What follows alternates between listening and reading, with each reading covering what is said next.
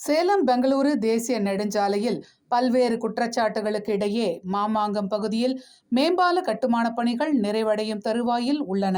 சேலத்திலிருந்து பெங்களூரு செல்லும் தேசிய நெடுஞ்சாலையில் மாமாங்கம் சந்திப்பில் மேம்பால கட்டுமான பணிகள் கடந்த ஆண்டு தொடங்கப்பட்டன. கட்டுமான பணிகள் நிறைவடையாத காரணத்தால் அந்த பகுதியில் நாள்தோறும் பெரும் போக்குவரத்து நெரிசல் ஏற்பட்டது. கட்டுமான பணிகள் ஆமை வேகத்தில் நடப்பதாக பல தரப்பினர் தொடர் குற்றச்சாட்டுகளை கூறி வந்தனர். இந்நிலையில் சுமார் 29 கோடி ரூபாய் திட்ட மதிப்பீட்டில் 700 மீட்டர் நீளம் கொண்ட மேம்பால கட்டுமான பணிகள் 90% அளவில் நிறைவடைந்துள்ளது. விரைவில் பயன்பாட்டுக்கு வரும் என்று ஒப்பந்ததாரர்கள் தரப்பில் கூறப்படுகிறது. 5 நட்சத்திர அந்தஸ்து பெற்ற விடுதிகள், விமான நிலையம் செல்லும் பிரதான சாலை, பல்வேறு தொழில் நிறுவனங்கள் அமைந்துள்ள சாலை என்பதால் வாகன போக்குவரத்தும் இந்த சாலையில் அதிக அளவில் இருக்கும். நாள்தோறும் பல லட்சம் வாகனங்கள் கடந்து செல்லும் மாமாங்கம் பகுதியில் மேம்பால கட்டுமான பணிகள் ஆமை வேகத்தில் நடைபெற்றதால் பெரும் சிரமங்களை சந்தித்து வந்த வாகன ஓட்டிகள் இந்த மேம்பாலம் எப்போது பயன்பாட்டுக்கு வரும் என்று எதிர்பார்த்து காத்திருக்கிறார்கள்.